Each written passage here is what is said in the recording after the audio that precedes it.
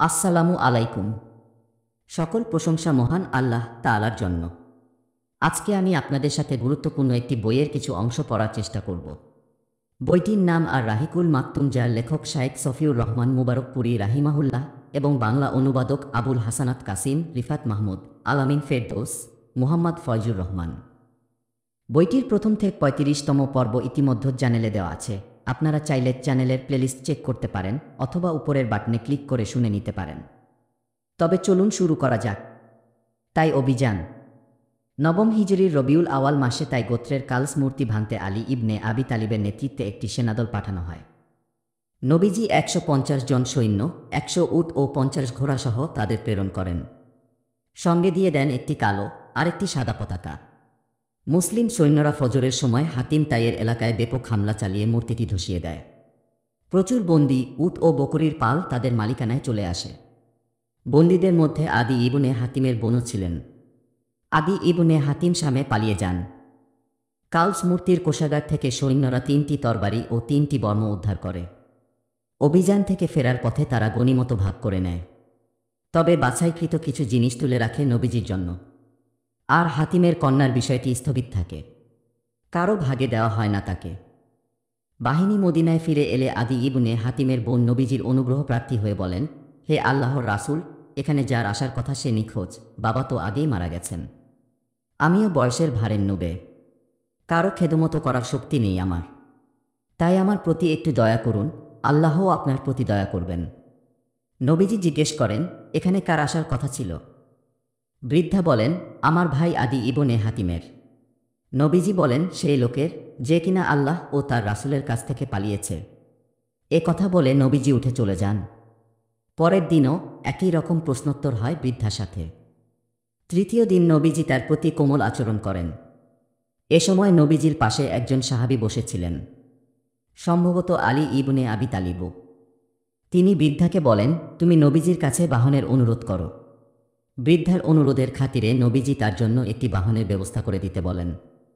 বৃদ্ধা তার ভাইয়ের খোঁজে শাম দেশে চলে যান। ভাইয়ের সাথে সাক্ষাৎ হলে তার কাছে নবীজির অনুগ্রহের কথা উল্লেখ করে বলেন, তিনি আমার প্রতি যতটা দয়া করেছেন, তোমার বাবাও ততটা দয়া করতেন না। কিছুটা ভয় থাকলেও প্রবল আশা নিয়ে তুমি তার কাছে যাও। আদি বোনের কথায় সাহস পান এবং কাল বিলম্ব না করে নবীজির সাক্ষাতে মদিনায় চলে আসেন।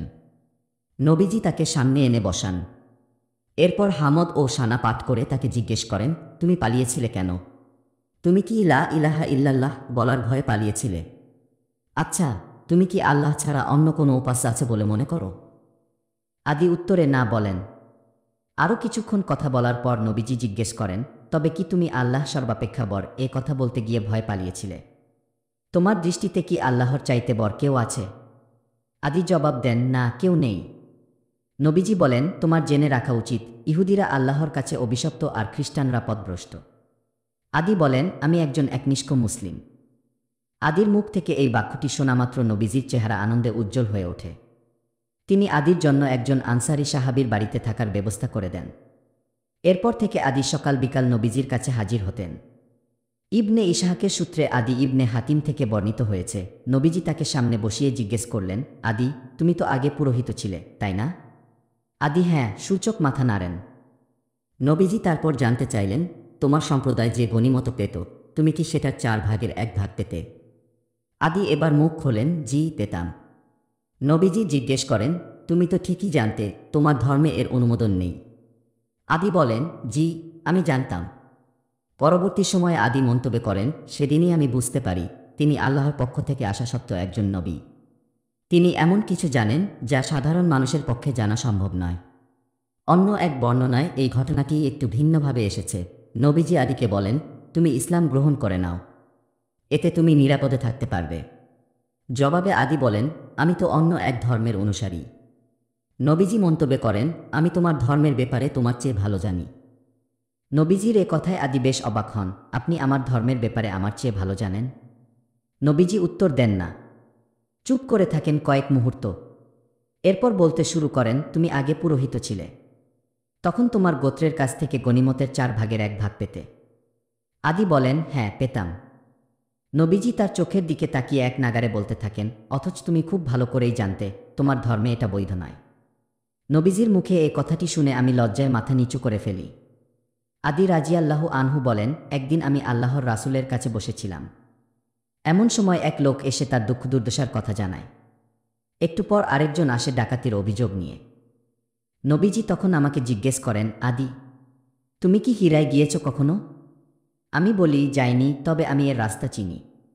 তিনি বলেন, তুমি দীর্ঘায়ু পেলে দেখবে নারীরা উটের পিঠে চড়ে একা একা হীরা থেকে রওনা হয়ে বাইতুল্লাহ তাওয়াফ করতে যাবে। পথে আল্লাহ ছাড়া আর কাউকে ভয় করবে না। আমি মনে মনে বলি, তাই গোত্রের ডাকাতগুলোর তখন কি হবে, যাদের লুণ্ঠন ও অরাজকতায় দেশটা সবসময় অশান্ত থাকে। নবীজি বলেন, তুমি দীর্ঘজীবী হলে আরও দেখতে পাবে কিসরার ধনভাণ্ডার তোমাদের অধিকারে চলে এসেছে। আমি জানতে চাই, কিসরা ইবনে হুরমুজের? তিনি বলেন, হ্যাঁ, কিসরা ইবনে হুরমুজের। তোমার আয়ু যদি দীর্ঘ হয় তাহলে তুমি দেখবে লোকেরা জাকাতের সোনারূপা হাতে নিয়ে গরিব মানুষদের খুঁজে বেড়াবে, কিন্তু সেগুলো নেওয়ার মতো কেউ থাকবে না। হাদিসের শেষাংশে এসেছে, আদি রাজিয়াল্লাহু আনহু বলেন, আমি নিজ চোখে দেখেছি এক ভদ্রমহিলা হীরা থেকে উটের পিঠে চড়ে একা একা রওনা হয়ে মক্কায় পৌঁছে কাবা ঘরে তাওয়াফ করেছে। পথে সে আল্লাহ ছাড়া আর কাউকে ভয় পায়নি। পার্শ্ব সম্রাট কিসরা ইবনে হুরমুজের ধনভাণ্ডার যারা দখল করেছিল তাদের মধ্যে আমিও একজন। তোমরা আরও কিছুদিন বেঁচে থাকলে দেখবে জাকাত দেওয়ার জন্য মানুষ মুঠি মুঠি সোনারূপা নিয়ে বের হবে, কিন্তু কেউ সেগুলো নিতে চাইবে না। তাবুক যুদ্ধ। মক্কা বিজয় ছিল হক ও বাতিলের মাঝে চূড়ান্ত পার্থক্যকারী এক অভিযান। এ যুদ্ধের পর নবীজির নবুয়তের সত্যতা বিষয়ে আরবের লোকদের সংশয় ও সন্দেহের অবসান ঘটে। বদলে যায় ইতিহাসের গতি। দলে দলে ইসলামের ছায়াতলে আশ্রয় নিতে শুরু করে লোকজন। আমরা এ বিষয়ে খুব শীঘ্রই বিস্তারিত আলোচনা করব ইনশাল্লাহ। অবশ্য বিদায় হজে উপস্থিত হওয়া মুসলিমদের সংখ্যা থেকেও বিষয়টি অনুমান করা যায়। যাই হোক, আরবের অভ্যন্তরীণ গোলমাল চুকে যাওয়ায় মুসলিমরা প্রসন্নচিত্তে ইসলামের প্রচার প্রসার এবং ইসলামী শরীয়তের শিক্ষা বিস্তারে মনোনিবেশ করেন। যুদ্ধের কারণ। বিনা উস্কানিতে মুসলিমদের সাথে বিবাদে জড়াতে চাইছিল আরেকটি শক্তি। তারা হল রোমান জাতি, তৎকালীন বিশ্বের সবচেয়ে বড় পরাশক্তি। পূর্বে আলোচনা করা হয়েছে যে সুরাহবিল ইবনে আমর আল গাসানির হাতেই মুসলিম ও রোমানদের এই সংঘাতে সূত্রপাত। নবীজি সাল্লাল্লাহু আলাইহি ওয়াসাল্লাম বসরার গভর্নরের কাছে হারিস ইবনে উমাইর আলাজদিকে দূত করে পাঠালে সুরাহবিল তাকে নির্মমভাবে হতে করে। পরে জাইদ ইবনেল হারিসার নেতৃত্বে নবীজি সেখানে একটি সৈন্যদল পাঠান। মুতার প্রান্তরে তাদের সঙ্গে রোমানদের রক্তক্ষয়ী যুদ্ধ হয়। কিন্তু এই যুদ্ধে মুসলিমরা জালিমদের উপযুক্ত শাস্তি নিশ্চিত করতে পারেনি, যদিও আরব ও তার পার্শ্ববর্তী এলাকার লোকদের মাঝে এর প্রভাব ছিল সুদূরপ্রসারী। মানুষের এই পরিবর্তন দৃষ্টি এড়ায়নি রোম সম্রাট কাইসারের। সে সুযোগও অবশ্য ছিল না, কারণ এ অভিযানের ফলে আরবের বিভিন্ন গোত্রের মাঝে রোমানদের শোষণ থেকে মুক্তির চেতনা মাথাচাড়া দিয়ে ওঠে। সেই সাথে সিরিয়ার রোম আরব সীমান্ত অঞ্চলে উত্তেজনা বৃদ্ধি পেতে থাকে, যা ছিল রোম সাম্রাজ্যের জন্য এক অশনি সংকেত। এসব দিক মাথায় রেখে সম্রাট চিন্তা করে মুসলিম শক্তি অপ্রতিরোধ্য হয়ে ওঠার আগেই তাদের দমন করতে হবে। এতে আর যাই হোক, রোমের সীমান্তবর্তী আরব অঞ্চলসমূহে বিদ্রোহ দানা বেঁধে ওঠার সুযোগ থাকবে না। এদিকে লক্ষ্য করেই মুতার যুদ্ধের 1 বছরের মাথায় সম্রাট কাইসার রোম ও তার সংলগ্ন আরব অঞ্চলে সৈন্য জড়ো করতে শুরু করে। এটা ছিল মুসলিমদের সঙ্গে এক রক্তক্ষয়ী সংঘাতের সুস্পষ্ট ইঙ্গিত। মুসলিমদের মনে ভয় ও উৎকণ্ঠা। গোয়েন্দা মারফত রোমান ও গাসানীয়দের যুদ্ধ প্রস্তুতির সংবাদ মদিনায় পৌঁছে যায়। উৎকণ্ঠা নেমে আসে মুসলিমদের দৈনন্দিন জীবনে। কোথাও অস্বাভাবিক শব্দ শুনলেই আটকে ওঠেন, এই বুঝি রোমান সৈন্যরা আক্রমণ করে বসল।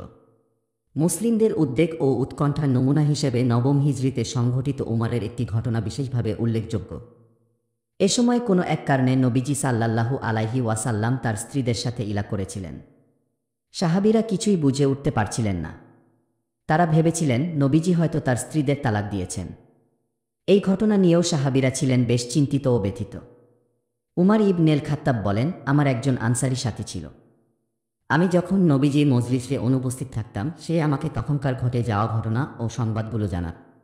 একইভাবে সে অনুপস্থিত থাকলে আমি তাকে সে সময়কার খুঁটিনাটি জানাতাম। আমরা তখন গাসসানের শাসকের আক্রমণের ভয়ে উৎকণ্ঠিত। জানা যায় সে আমাদের ওপর আক্রমণের পরিকল্পনা করছে। এতে আমাদের মাঝে ভীতি ছড়িয়ে পড়ে। আমি তাকে বলেছিলাম গাসসান ও রোমান সৈন্যদের যে কোনো সংবাদ এলে আমাকে তা জানাতে। সে সময়টাতে একদিন আমার আনসারি ভাইটি দরজায় বিকট শব্দে করাঘাত করে, দরজা খোলো, দরজা খোলো। আমি জিজ্ঞেস করি, গাসসানের সৈন্যরা কি আক্রমণ করেছে? সে বলে, না, বরং তার চেয়েও ভয়াবহ ঘটনা ঘটেছে। শুনেছি আল্লাহর রাসূল তার স্ত্রীদের তালাক দিয়ে দিয়েছেন। অন্য এক বর্ণনায় এসেছে, উমার বলেন, আমরা নিজেদের মধ্যে বলাবলি করছিলাম, গাসসান সম্রাট আমাদের সঙ্গে যুদ্ধের জন্য ঘোড়া প্রস্তুত করছেন। এমনই একদিন ওই আনসারি ভাই রাতের বেলা আমার দরজায় বিকট শব্দে করাঘাত করে বলে, লোকটা ঘুমিয়ে পড়ো নাকি? আমি হকচকিয়ে উঠি, হন্তদন্ত হয়ে ছুটে আসি তার কাছে। সে বলে, ভয়াবহ দুর্ঘটনা ঘটেছে। আমি বেকুল হয়ে জানতে চাই, গাসসানের সৈন্যরা কি আক্রমণ করেছে? সে বলে, না, বরং এর চেয়েও সাংঘাতিক একটা ঘটনা ঘটেছে। শুনলাম আল্লাহর রাসূল তার স্ত্রীদের তালাক দিয়ে দিয়েছেন। সে সময় মুসলিমদের ওপর রোমানদের হামলার হুমকি কতটা ভয়াবহ ছিল তা এই ঘটনা থেকে সহজেই অনুমান করা যায়। এদিকে কিছু মুনাফিক রোমানদের যুদ্ধ প্রস্তুতির অতিরঞ্জিত সংবাদ মুসলিমদের কাছে প্রচার করে বেড়াচ্ছে। সেই সাথে তারা এটাও লক্ষ্য করেছে, তাদের এসব গুজবে নবীজির মধ্যে ভাবান্তর ঘটছে না। তাছাড়া তিনি এ পর্যন্ত প্রতিটি যুদ্ধেই সফল নেতৃত্ব দিয়ে এসেছেন। পৃথিবীর কোনো শক্তিকেই তিনি ভয় পান বলে মনে হয় না, বরং তার সামনে কোনো বাধা এলে মুহূর্তের মাঝেই তা নিশ্চিহ্ন হয়ে যায়। এত কিছুর পরও মুনাফিকরা আশা করছে, এবার আর মুসলিমদের রক্ষা নেই। ইসলামকে চিরতরে ধ্বংস করার যে স্বপ্ন তারা দীর্ঘদিন ধরে লালন করে আসছে, তা অতি শীঘ্রই পূরণ হতে চলেছে। তাদের এই পরম আকাঙ্ক্ষা ত্বরান্বিত করতে তারা একটি আস্তানা গড়ে তোলে, সম্পূর্ণ মসজিদের অবয়বে। তাদের এ মসজিদকেই বলা হয় মসজিদে জিরার। কুফরের বিস্তার এবং মুমিনদের ভেতর বিভেদ সৃষ্টির লক্ষ্যে আল্লাহ ও তার রাসূলের বিরুদ্ধে যুদ্ধরত লোকদের ঘাঁটি হিসেবে গড়ে তোলা হয়েছে এই মসজিদ। পরে তারা নবীজিকে সালাত আদায়ের মাধ্যমে মসজিদটি উদ্বোধনের দাওয়াত দেয়। বস্তুত তাদের এই দাওয়াতের পেছনে উদ্দেশ্য ছিল, নবীজি যদি এখানে এসে সালাত আদায় করেন তাহলে এই মসজিদটি সকলের কাছে গ্রহণযোগ্যতা পাবে। কেউ তাদের এই ঘাঁটিকে আর সন্দেহের চোখে দেখবে না। ফলে মসজিদের ভেতরে ঘটমান ষড়যন্ত্র সম্পর্কে কেউ কিছু জানতেও পারবে না। আর এই মসজিদটি তখন মুনাফিক ও তাদের দোসরদের জন্য এক অভয়ারণ্য হয়ে উঠবে। কিন্তু নবীজি তখন তাবুক যুদ্ধের প্রস্তুতির কাজে ব্যতিব্যস্ত থাকায় মসজিদের উদ্বোধন পিছিয়ে দেন। ফলে এ সকল কার্যক্রম বন্ধ থাকে। মুনাফিকদের পরিকল্পনা এ যাত্রায় মাঠে মারা যায়। এরই মধ্যে আল্লাহ তাআলা তাদের গোপন চক্রান্ত জানিয়ে দেন তার রাসূলকে। ফলে তিনি যুদ্ধ থেকে ফিরে মসজিদটি উদ্বোধন না করে বরং গুড়িয়ে দেওয়ার নির্দেশ দেন। রোমান সেনাদের যুদ্ধ প্রস্তুতি। এ সময় শাম থেকে তেল আনতে যাওয়া নাবতীদের মাধ্যমে এই মর্মে সংবাদ আসে, রোম সম্রাট হিরাকল 40,000 সৈন্যের একটি বাহিনী প্রস্তুত করেছেন। বাহিনীর নেতৃত্বে রয়েছে রোমের বিখ্যাত কোনো সেনাপতি। রোমান সেনাবাহিনী ছাড়াও তার অধীনে যোগ দিয়েছে খ্রিস্টানদের 2টি গোত্র লাখাম ও জুজাম সহ অন্যান্য আরব যোদ্ধারাও। এই বিশাল সৈন্যবহরের প্রথমাংশ এখন বালকা এসে পৌঁছেছে। প্রতিকূল পরিবেশ, নাজুক পরিস্থিতি। তখন প্রচণ্ড খরা চলছিল। অর্থনৈতিক মন্দা তো আছেই। যুদ্ধের অস্ত্র ও বাহনও ছিল শত্রুদের তুলনায় অপ্রতুল। তার উপর মদিনায় তখন খেজুর পাকার মৌসুম। সারা বছরের আয় খেজুর বিক্রির অর্থ থেকেই আসে মদিনাবাসীদের। সাধারণত এ সময়টায় কেউ যুদ্ধে বের হয় না। তার উপর দুর্গম পথ, দূরত্বও অনেক। দিন রক্ষার্থে নবীজি সুদূর প্রসারী চিন্তা। নবীজি সাল্লাল্লাহু আলাইহি ওয়াসাল্লাম সূক্ষ্ম দৃষ্টিতে সার্বিক পরিস্থিতি পর্যবেক্ষণ করে বুঝতে পারেন, সময়ের পিছুটানে পড়ে যদি রোমানদের মোকাবেলায় ত্রুটি বা শিথিলতা দেখানো হয় এবং সেই সুযোগে তারা যদি মুসলিম অধিকৃত অঞ্চলে হস্তক্ষেপের অথবা মদিনায় প্রবেশের সুযোগ পায়, তবে ইসলামের প্রচার প্রসারে তা মারাত্মক প্রভাব ফেলবে। সেই সাথে ক্ষুণ্ণ হবে মুসলিমদের সামরিক সুনামও। এতে হুনাইনের যুদ্ধে পর্যুদস্ত কুফরি শক্তিও পুনরুজ্জীবিত হয়ে উঠবে। রোমানরা মুসলিমদের সামনে থেকে আঘাত হানলে মুনাফিকরা তাদের মিত্রশক্তিদের সাথে নিয়ে ছুরিকাঘাত করবে পেছন থেকে। ফলে ইসলাম প্রচারে নবীজি ও তার সাহাবীদের এতদিনের শ্রম পণ্ড হয়ে যাবে, ফিকে হয়ে যাবে তাদের রক্তভেজা অর্জন।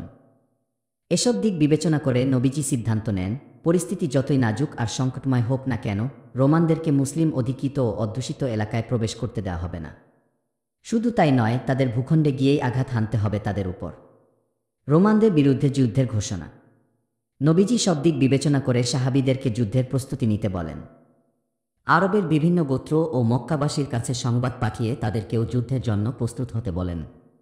অন্যান্য যুদ্ধে নবীজি বিভিন্ন কৌশলে গন্তব্যের কথা গোপন রাখতেন, কিন্তু এবারের যুদ্ধে পথ বেশ দুর্গম, তার উপর সময়টাও বেশ প্রতিকূলে। তাই তিনি প্রকাশ্যে ঘোষণা দেন, এবার আমরা রোমানদের মুখোমুখি হব, যাতে সবাই যথাযথভাবে যুদ্ধের প্রস্তুতি নিতে পারে। ঘোষণার পর তিনি নানাভাবে সবাইকে যুদ্ধের জন্য উদ্বুদ্ধ করেন। এ প্রেক্ষাপটে সূরা তাওবারও একাংশ অবতীর্ণ হয়। নবীজি তাদেরকে যুদ্ধের প্রতি উদ্বুদ্ধ করার পাশাপাশি আল্লাহর পথে অকাতরে দান সাদাকা করার প্রতিও উৎসাহিত করেন। কারণ যুদ্ধের সফরে উচ্চ মনোবলের পাশাপাশি পর্যাপ্ত রসদ থাকাও অত্যন্ত জরুরি। মুসলিমদের প্রাণপণ যুদ্ধ প্রস্তুতি। নবীজির মুখে রোমানদের বিরুদ্ধে যুদ্ধের ঘোষণা শোনা মাত্রই সাহাবীদের মধ্যে প্রতিযোগিতামূলক প্রস্তুতি গ্রহণ শুরু হয়ে যায়। নিজের সর্বোচ্চতা দিয়ে সবাই যুদ্ধের প্রস্তুতি নিতে শুরু করেন। বিভিন্ন গোত্র ও জনপদ থেকে দলে দলে লোকজন মদিনায় সমবেত হতে থাকে। কেবল চিহ্নিত মুনাফিক ও ৩ জন মুসলিম ছাড়া কেউই বিরত থাকেনি এ যুদ্ধ থেকে। অভাবগ্রস্ত সাহাবীরাও নিজেদের সেরা চেষ্টাটুকু করেছিলেন। তারা নবীজির কাছে যুদ্ধে যাওয়ার বাহন চাইতে এসেছিলেন। না পেয়ে অঝরে কেঁদেছিলেন। কুরআনের ভাষায় একইভাবে তাদের বিরুদ্ধেও কোনো অভিযোগ নেই। যারা আপনার কাছে বাহন চাইতে এলে আপনি তাদের বলেছিলেন, আমার কাছে তো তোমাদের দেওয়ার মতো কোনো বাহন নেই। তারা তখন ব্যয়ভার বহনে অসমর্থ হওয়ার কষ্টে অশ্রুবিগলিত নয়নে ফিরে গিয়েছিল। সাহাবীগণ আল্লাহর পথে ব্যয় করার ক্ষেত্রে পরস্পরে প্রতিযোগিতা করতেন। এবারও তার ব্যতিক্রম ঘটে না। উসমান ইবনে আফফান রাজিয়াল্লাহু আনহু ব্যবসায়িক উদ্দেশ্যে সিরিয়ায় পাঠানোর জন্য একটি কাফেলা প্রস্তুত করেছিলেন। এতে ছিল ২০০টি সুসজ্জিত উট, সাথে ছিল ২০০ উকিয়া রোচ, আধুনিক পরিমাপে যা ছিল প্রায় ১৯.৫ কেজি। এর পুরোটাই তিনি এ যুদ্ধের জন্য বরাদ্দ রাখেন। পাশাপাশি খাদ্যাংশে সুসজ্জিত আরও ১০০টি উট দান করেন। এরপর ১০০ দিনার স্বর্ণ এনে নবীজির সামনে পেশ করেন, যার ওজন প্রায় ৫ কেজি। তিনি সেগুলো হাত দিয়ে নাড়াচাড়া করছিলেন আর বলছিলেন, আজকের পর থেকে উসমান যাই করুক, তার কোনো ক্ষতি হবে না। ২ যুদ্ধে যাওয়ার আগ পর্যন্ত তিনি এভাবেই দান করতে থাকেন। সবশেষে নগদ অর্থ বাদে তার মোট দানের পরিমাণ দাঁড়ায় ৯০০টি উট ও ১০০টি ঘোড়া। আব্দুর রহমান ইবনে আউফও ২০০ উকিয়া রোপ্ট নিয়ে আসেন। আবু বকর তো রীতিমতো অবাক করে দেন সবাইকে। তার ঘরে যা কিছু ছিল সব নিয়ে তিনি হাজির হন নবীজির দরবারে। তার দেওয়া সম্পদের পরিমাণ ছিল ৪০০ দিরহাম। তিনিই সবার আগে সাদাকা নিয়ে উপস্থিত হয়েছিলেন। উমার তার অর্ধেক সম্পদ নিয়ে হাজির হন। নবীজির চাচা আব্বাস বহুমূল্য সম্পদ নিয়ে আসেন। বিশিষ্ট ৩ জন সাহাবী তালহা ইবনে উবাইদিল্লাহ, সাদ ইবনে উবাদা ও মুহাম্মদ ইবনে মাসলামাও হাজির হন নিজেদের সাধ্যের সবটুকু নিয়ে। আসিম ইবনে আদি ৯০ ওয়াসাক তথা ১৩,৫০০ কেজি বা সোয়া ১৩ টন খেজুর নিয়ে আসেন। সাহাবীদের প্রত্যেকেই কম বেশি সাদাকা করেন। ২-১ মুষ্টি খাবারও নিয়ে আসেন কেউ কেউ, যাদের এর বেশি দেওয়ার সামর্থ্য ছিল না। মহিলারাও নিজেদের সামর্থ্য মতো গলার হার, ঝুমকো, পায়েল ও আংটি দান করেন। দান করার ক্ষেত্রে কেউই হাত গুটিয়ে রাখেননি। কার্পণ্য করেননি মোটেও। কেবল মুনাফিকরা বাদে মুমিনদের মধ্যে যারা স্বপ্রণোদিত হয়ে সাদাকা করে এবং যারা কষ্টার্জিত সামান্য বস্তু ছাড়া দান করার মতো কিছু পায় না, তাদেরকে যারা কটাক্ষ ও বিদ্রূপ করে, আল্লাহ তাদেরকে উপহাসের পাত্র বানান। তাছাড়া তাদের জন্য রয়েছে মর্মান্তিক শাস্তি। তাবুকের পথে মুসলিম বাহিনী। অবশেষে মুসলিম সেনাবাহিনী প্রস্তুত হয়ে গেল। নবীজি সাল্লাল্লাহু আলাইহি ওয়াসাল্লাম মুহাম্মদ ইবনে মাসলামা মতান্তরে সিবা ইবনে উরফুতাকে মদিনায় তার স্থলাভিষিক্ত করেন। আলীকে দিলেন তার পরিবার পরিজন দেখাশোনার দায়িত্ব। এতে মুনাফিকরা আলীর সমালোচনা শুরু করে দিল। তিনি বিরক্ত হয়ে মদিনা থেকে বেরিয়ে গেলেন এবং যথারীতি নবীজির সঙ্গে মিলিত হলেন। কিন্তু নবীজি তাকে এটা বলে ফেরত পাঠালেন, তুমি কি এতে সন্তুষ্ট নও যে মুসা আলাইহিস সালামের স্থলাভিষিক্ত হওয়ার মাধ্যমে হারুন আলাইহিস সালাম যে মর্যাদা লাভ করেছিলেন, তুমিও আমার পক্ষ থেকে সেই মর্যাদা লাভ করবে। অবশ্য আমার পরে আর কোনো নবী আসবে না। বৃহস্পতিবার নবীজি উত্তর দিকে তাবুক অভিমুখে রওনা হন। এ যাত্রায় মুসলিম সৈন্যদল অনেক বড়, সর্বমোট ৩০,০০০ যোদ্ধা তাদের বাহিনীতে। এর আগে এত বড় বাহিনী নিয়ে মুসলিমরা যুদ্ধযাত্রা করেনি কখনো। মুসলিমদের সর্বাত্মক চেষ্টা সত্ত্বেও পুরো বাহিনীর জন্য পর্যাপ্ত সাজ সরঞ্জাম সরবরাহ করা সম্ভব হয়নি। সৈন্য সংখ্যার তুলনায় পাথে ও বাহন ছিল খুবই অপ্রতুল। প্রতি ১৮ জনের ভাগে মাত্র একটি করে উট। পর্যায়ক্রমে তারা তাতে সওয়ার হতেন। খাদ্য সংকটের ফলে গাছের পাতা খেতে হয় একসময়। এতে তাদের ঠোঁট ফুলে যায়। পানির অভাব এত মারাত্মক আকার ধারণ করে যে উট জবাই করে তার পেট থেকে পানি বের করে খেতে হয়েছে তাদের। এজন্য এই সৈন্যদলকে বলা হয় জাইশুল উসরা, অর্থাৎ অভাবন্টনে নিপতিত সৈন্যদল। তাবুক যাওয়ার পথে মুসলিম সৈন্যদলের সামনে সামুদ সম্প্রদায়ের একটি বসতি পড়ে। এর নাম হিজর। এখানকার লোকেরা পাথর কেটে ঘরবাড়ি বানাত। হিজরের একটি কূপ থেকে পানি উত্তোলন করে সৈন্যরা যখন রওনা হচ্ছিল, তখন নবীজি তাদের বলেন, তোমরা এই কূপের পানি পান করো না, এমনকি এ পানি দিয়ে সালাতের জন্য অজুও করো না। এখানকার পানি দিয়ে যে আটার খামিরা তৈরি করেছ তা উটকে খেতে দাও। নিজেরা খেও না, সামনে আরও একটি কূপ পড়বে। সালিহ আলাইহিস সালামের উটনী সে কূপ থেকে পানি পান করত। তোমরা সেখান থেকে পানি তুলে খাও এবং তা দিয়ে তোমাদের অন্যান্য প্রয়োজনও পূরণ করো। আবদুল্লাহ ইবনে উমার বলেন, আল্লাহর রাসূল সামুদ জাতির বসতি অতিক্রম করার সময় সাহাবীদের সতর্ক করে বলেছিলেন, নিজেদের ওপর জুলুম করার কারণে এখানকার বাসিন্দাদের ওপর যে আযাব এসেছিল তা যেন তোমাদের উপরও না আসে, সেজন্য তোমরা আল্লাহর ভয়ে কান্নারত অবস্থায় তাদের এলাকায় প্রবেশ করবে। এরপর তিনি মাথা ঢেকে অতি দ্রুত সেই স্থান অতিক্রম করেন। পথিমধ্যে আরও একবার পানির ভীষণ প্রয়োজন দেখা দেয়। সবাই মিলে নবীজির কাছে তাদের প্রয়োজনের কথা বললে তিনি পানির জন্য দোয়া করেন। তখনই আকাশে মেঘের আনাগোনা দেখা যায়। খানিক বাদে শুরু হয় মুষলধারে বৃষ্টি। সবাই তৃপ্তি সহকারে পানি পান করে, পর্যাপ্ত পরিমাণ পানি সংরক্ষণ করে, তারপর সামনে অগ্রসর হয়। তাবুকের কাছাকাছি পৌঁছে নবীজি বলেন, তোমরা আগামীকাল সকালের মধ্যেই তাবুকের ঝরনায় পৌঁছবে ইনশাআল্লাহ। আমি সেখানে না পৌঁছানো পর্যন্ত তোমরা কেউ তার পানি স্পর্শ করবে না। মুআজ রাজিয়াল্লাহু আনহু বলেন, আমরা সেখানে পৌঁছে দেখি দুজন লোক আগেই সেখানে পৌঁছে গেছেন। ঝরনা থেকে তখন ক্ষীণ ধারায় সামান্য পানি বের হচ্ছিল। নবীজি তাদেরকে জিজ্ঞেস করেন, তোমরা কি ঝরনার পানি স্পর্শ করেছ? তারা উত্তর দেয়, হ্যাঁ। এটা শুনে নবীজি তাদের তিরস্কার করেন। এরপর ঝরনার পানিতে কিছুক্ষণ আজলা পেতে রাখেন। তাতে একটু পানি জমলে সে পানি দিয়ে হাত মুখ ধুয়ে ফেলেন। বাকি পানিটুকু ঢেলে দেন ঝরনায়। অমনি প্রবল ধারায় পানি প্রবাহিত হতে শুরু করে সেখান থেকে। সবাই সে পানি পান করে, প্রয়োজনমতো সংরক্ষণ করে। এরপর নবীজি মুআজকে ডেকে বলেন, হে মুআজ, তুমি দীর্ঘায়ু পেলে দেখবে এই জায়গাটি একদিন বাগানে পরিণত হবে। তাবুক যাওয়ার পথে অথবা তাবুক পৌঁছে নবীজি বলেন, আজ রাতে প্রচণ্ড ঝড় হবে, তাই তোমরা কেউ তখন দাঁড়িয়ে থাকবে না। যাদের সাথে উট আছে তারা উটের রশি শক্তভাবে ধরে রাখবে। সত্যি সে রাতে প্রচণ্ড ঝড় হয়। এক ব্যক্তি উঠে দাঁড়ালে ঝড়ো হাওয়া তাকে উড়িয়ে নিয়ে তাই নামক স্থানের দুই পাহাড়ের মাঝখানে ফেলে দেয়। পথে নবীজি জুহর ও আসর এবং মাগরিব ও ইশার সালাত একসাথে আদায় করে নেন। তাবুকে মুসলিম সেনাদের অবতরণ। তাবুকে পৌঁছে মুসলিম সেনাদল তাবু স্থাপন করে। শত্রুর মুখোমুখি হওয়ার জন্য তারা এখন সম্পূর্ণ প্রস্তুত। এ সময় নবীজি সাল্লাল্লাহু আলাইহি ওয়াসাল্লাম সবার সামনে দাঁড়িয়ে সংক্ষিপ্ত ও সারগর্ভ একটি ভাষণ দেন। এ ভাষণে তিনি সাহাবীদেরকে দুনিয়া ও আখিরাতের কল্যাণের প্রতি উদ্বুদ্ধ করেন। জাহান্নামের কঠিন শাস্তির ভয় দেখান। জান্নাতের অনাবিল সুখের সুসংবাদ দেন। এতে সাহাবীদের মনোবল বৃদ্ধি পায়। সামরিক সাজসরঞ্জামের অভাব ও অপূর্ণতা খুবই গৌণ মনে হয় তাদের কাছে। অপরদিকে রোমান ও তাদের মিত্ররা তেজোদ্দীপ্ত মুসলিম বাহিনীর অগ্রাভিযানের সংবাদ পেয়ে ঘাবড়ে যায়। সামনে অগ্রসর হয়ে মুসলিমদের মোকাবেলা করার সাহস হারিয়ে ফেলে এবং নিজেদের ভূখণ্ডেই ছত্রভঙ্গ হয়ে পড়ে। এতে আরব সবার মধ্যেই মুসলিমদের সামরিক সক্ষমতার সুখ্যাতি ছড়িয়ে পড়ে। এ অভিযানে মুসলিমরা যে কূটনৈতিক ও রাজনৈতিক সাফল্য লাভ করে রোমানদের সঙ্গে যুদ্ধ করলেও তা অর্জন করা সম্ভবপর ছিল না। তাবুকে অবস্থানকালে আইলার শাসক ইয়াহনা ইবনে রুবা নবীজির কাছে এসে জিজিয়া প্রদানের ভিত্তিতে সমঝোতা চুক্তি করে। জারবা ও আজরুহর অধিবাসীরাও এসে জিজিয়া প্রদানের অঙ্গীকার করে। এ সময় নবীজি তাদের জন্য একটি পত্র নির্দেশনা লিখে দেন, পরম করুণাময় অসীম দয়ালু আল্লাহর নামে।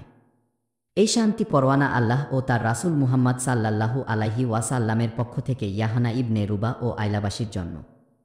জলে ও স্থলে আল্লাহ ও তার রাসূলের পক্ষ থেকে তাদের জন্য নিরাপত্তার প্রতিশ্রুতি থাকবে। তাদের সাথে যেসব সিরীয় ও সমুদ্র উপকূলবাসী রয়েছে তাদের ক্ষেত্রেও এ নিরাপত্তা বিধান কার্যকর হবে। তবে তাদের মধ্যে কেউ যদি গোলমাল পাকায় তার অর্থসম্পদ রক্ষার দায়িত্ব নেওয়া হবে না। এমন ব্যক্তির সম্পদ কেউ গ্রহণ করলে সেটা তার জন্য হালাল। তাদেরকে কোনো কূপ বা জলাশয়ে অবতরণ কিংবা জলস্থলে চলাচলে বাধা দেওয়া যাবে না। এছাড়া নবীজি খালিদ ইবনেল ওয়ালিদকে 400 জন ঘোড়সওয়ার সৈন্য দিয়ে দুমাতুল জান্দালের শাসক আকাইদারের বিরুদ্ধে পাঠান। পাঠানোর সময় নবীজি তাকে বলে দেন, তুমি তাকে নীল গাভী শিকারত অবস্থায় পাবে। নির্দেশ পেয়ে খালিদ তখনই রওনা হয়ে যান। দূর থেকে আকাইদারের প্রাসাদ তার দৃষ্টির সীমানায় দৃশ্যমান হয়। এমন সময় কোত্থেকে একটা নীল গাভী বের হয়ে শিং দিয়ে প্রাসাদের গেটে অনবরত গুঁতো দিতে থাকে। আকাইদার সঙ্গে সঙ্গে সেটি শিকার করতে বের হয়। সেদিন ছিল চাঁদনি রাত। খালিদ তাকে বন্দি করে নবীজির কাছে নিয়ে আসেন। তিনি তাকে প্রাণভিক্ষা দেন। বিনিময়ে তার থেকে নেন 2000 উট, 800 কৃতদাস, 400 বর্ম ও সমপরিমাণ বর্ষা। আকাইদার জিজিয়া দেওয়ার বিষয়েও সম্মত হয়। নবীজি তার ও ইয়াহনার সাথে দুমাতুল জান্দাল, তাবুক, আইলা ও তাইমা অঞ্চল থেকে জিজিয়া প্রদানের শর্তে সন্ধি স্থাপন করেন। রোমানদের মিত্র গোত্রগুলো তখন নিশ্চিত বুঝতে পারে রোমানদের সময় ফুরিয়ে এসেছে, ক্ষমতার পালাবদল হতে চলেছে, ক্ষমতা এখন মুসলিমদের হাতে। এভাবেই ইসলামী ভূখণ্ডের পরিধি বিস্তৃত হয়ে রোমান সাম্রাজ্যের সীমান্তের সঙ্গে যুক্ত হয় এবং সেই সূত্রে রোমানদের একচেটিয়া আধিপত্য লোপ পায়। বিজয়ীর বেশে মদিনার বুকে মুসলিম সেনাদল তাবুক থেকে বিজয়ী বেশে ফিরে আসে। এ যাত্রায় কোনো ধরনের সংঘর্ষের মুখোমুখি হতে হয়নি তাদের পক্ষে আল্লাহ নিজেই সে কাজটা করে দিয়েছেন। কিন্তু ফেরার সময় এক গিরিপথ অতিক্রমকালে 12 জন মুনাফিক নবীজিকে হত্যের চেষ্টা করে। আম্মার তখন নবীজির সাথে ছিলেন। তিনি নবীজির উটের রশি ধরে সামনে এগোচ্ছেন, পেছনে হুজাইফা, তিনি উট হাঁকিয়ে নিয়ে যাচ্ছেন। এই দুজন ছাড়া বাকিরা তখন উপত্যকায়। মুনাফিকগুলো এই সুযোগটাকে লুফে নেয়, নবীজিকে লক্ষ্য করে পেছন থেকে ছুটে আসে। নবীজি ও তার সঙ্গীরা তাদের পায়ের শব্দে সচকিত হয়ে পেছনে তাকান। মুনাফিকগুলো তখন চেহারা ঢেকে সামনে এগিয়ে আসছিল। নবীজি তাদের কুন্তলব বুঝতে পেরে সঙ্গে সঙ্গে হুজাইফাকে পাঠান তাদের প্রতিহত করার জন্য। হুজাইফা একটি ঢাল দিয়ে এলোপাথারি আঘাত করতে থাকেন তাদের বাহনগুলোর মুখে। ওপর থেকে আল্লাহ ভয় ঢেলে দেন তাদের হৃদয়ে। তারা এক দৌড়ে গিয়ে মুসলিম বাহিনীর সাথে মিশে যায়। এ সময় নবীজি হুজাইফার সামনে এক এক করে তাদের সবার নাম বলে দেন। এজন্য হুজাইফাকে বলা হয় সাহিবু সিররি রাসূলিল্লাহ বা নবীজির গুপ্ত বিষয়াদির ধারক। মুনাফিকদের এই হতে চেষ্টার ঘটনা সম্পর্কে আল্লাহ তাআলা বলেন, তারা এমন এক সংকল্প করেছিল যা বাস্তবায়ন করতে পারেনি। চলতে চলতে পথ ফুরিয়ে আসে। দূর থেকে মদিনার লোকালয় নবীজির দৃষ্টিতে ভেসে ওঠে। তিনি আবেগাপ্লুত হয়ে আপনমনে বলে ওঠেন, এই হচ্ছে তাল্লা, এই হচ্ছে উহুদ। আমরা একে ভালোবাসি, এও আমাদের ভালোবাসে। মুহূর্তে তার আগমনের সংবাদ ছড়িয়ে পড়ে মদিনার ঘরে ঘরে। নারী শিশুরা ঘর থেকে বেরিয়ে আসে মুসলিম বাহিনীকে অভ্যর্থনা জানাতে। ছন্দে ছন্দে তারা গেয়ে ওঠে, চাঁদ উঠেছে, চাঁদ উঠেছে ওই সানিয়া পাহাড়ে। শকর করো আল্লাহ তাআলার, আনলেন যিনি তাহারে নবীজি তাবুক অভিযানে বের হন রজব মাসে, ফিরে আসেন রামাদানে। এ অভিযান চলে 50 দিন ধরে। এর মধ্যে 20 দিন তাবুকে আর বাকি দিনগুলো কেটে যায় যাত্রাপথে। তাবুক ছিল নবীজির শেষ যুদ্ধাভিযান। তাবুক যুদ্ধে যারা অংশগ্রহণ করেননি, তাবুক যুদ্ধ বিশেষ পরিস্থিতিতে সংঘটিত হওয়ায় আল্লাহর পক্ষ থেকে তা ছিল এক কঠিন পরীক্ষা। এই পরীক্ষার মাধ্যমেই প্রকৃত মুমিন কারা তা স্পষ্ট হয়ে যায়। এ ধরনের কঠিন সময়ে আল্লাহ তাআলা মুমিনদের পরীক্ষা করে থাকেন। যেমনটা পবিত্র কুরআনে এসেছে, সৎ থেকে অসৎকে আলাদা না করে তোমরা যেভাবে রয়েছ সেভাবে আল্লাহ মুমিনদের রেখে দিতে পারেন না। সত্যিকারের মুমিন মাত্রই এ যুদ্ধে অংশ নেয়। যুদ্ধে অংশ না নেওয়াকে বিবেচনা করা হয় মুনাফিকির আলামত হিসেবে। এজন্য কাউকে অনুপস্থিত পাওয়া গেলে সাহাবীরা যখন তার কথা নবীজির সামনে তুলে ধরতেন, তখন তিনি বলতেন, আল্লাহর হাওলা, তাকে নিয়ে ভাবার দরকার নেই। তার মধ্যে কোনো কলেন থেকে থাকলে আল্লাহ তাকে তোমাদের সঙ্গে মিলিত করবেন, অন্যথায় তোমরা তার কপটতা থেকে মুক্তি পাবে। মোটো কথা, বিশেষ অপারগ এবং আল্লাহ ও তার রাসূলের বিরুদ্ধবাদী মুনাফিকরা ছাড়া কেউই এই যুদ্ধে অনুপস্থিত ছিল না। মুনাফিকদের অনেকেই মিথ্যা ওজর দেখিয়ে নবীজির কাছ থেকে অনুমতি নিয়েছিল। কেউ কেউ তো সেটারও দরকার মনে করেনি। তবে হ্যাঁ, 3 জন সত্যিকারের মুমিন ছিলেন যারা বিশেষ কোনো ওজর না থাকা সত্ত্বেও এ যুদ্ধে অনুপস্থিত ছিলেন। আল্লাহ তাদের কঠিন পরীক্ষায় ফেলেন এবং অবশেষে তাদের তাওবা কবুল করে নেন। নবীজি মদিনায় পৌঁছে সবার আগে মসজিদে যান। সেখানে 2 রাকাত সালাত আদায় করেন। তারপর লোকজন এসে তার সাথে দেখা করে। মুনাফিকরা এসে যুদ্ধে অনুপস্থিতির নানারকম ওজর দেখাতে থাকে। এদের সংখ্যা ছিল 80-এরও বেশি। এ সময় কেউ কেউ নিজের বক্তব্যে সত্য প্রমাণে আল্লাহর নামে কসমও করে।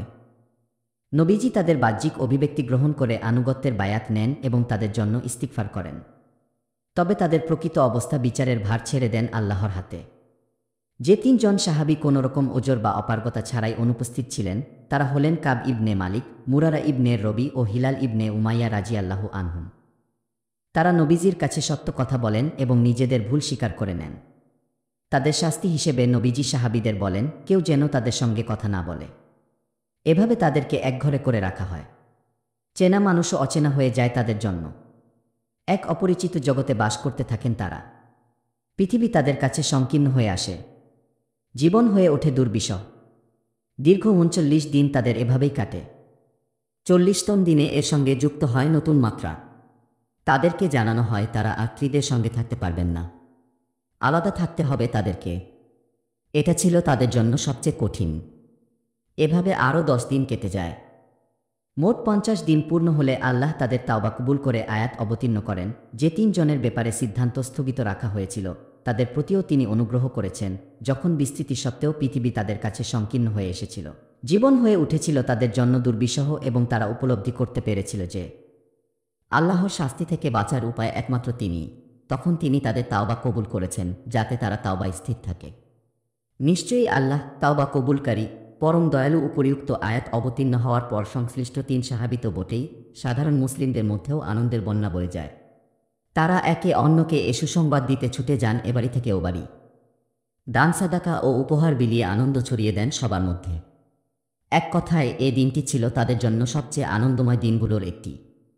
অপরদিকে যে সকল সাহাবী সুনির্দিষ্ট ওজরের কারণে যুদ্ধে অংশগ্রহণ করতে পারেননি, তাদের সম্পর্কে আল্লাহ তাআলা বলেন, যারা দুর্বল, অসুস্থ ও ব্যয়ভার বহনে অক্ষম, অভিযানে যেতে না পারায় তাদের কোনো অপরাধ নেই, যদি তারা আন্তরিক থাকে আল্লাহ ও তার রাসূলের প্রতি। তাছাড়া তাবুক থেকে ফেরার পথে নবীজি মদিনার কাছাকাছি এসে এদের সম্পর্কে বলেছিলেন, মদিনায় এমন কিছু লোক রয়েছে, তোমরা যেখানেই গিয়েছ, যে অঞ্চলেই অতিক্রম করেছ, তারাও তোমাদের সঙ্গে ছিল। উপযুক্ত কারণবশত তারা তোমাদের সঙ্গে যুদ্ধে অংশ নিতে পারেনি। সাহাবীরা জিজ্ঞেস করলেন, তারা মদিনায় থেকেই আমাদের সঙ্গে ছিল? নবীজি উত্তর দেন, হ্যাঁ, তারা মদিনায় থেকেও তোমাদের সঙ্গে ছিল। সুপ্রিয় শ্রোতা মণ্ডলী, 36তম পর্বের ভিডিও আজকের মতো এখানেই শেষ করছি।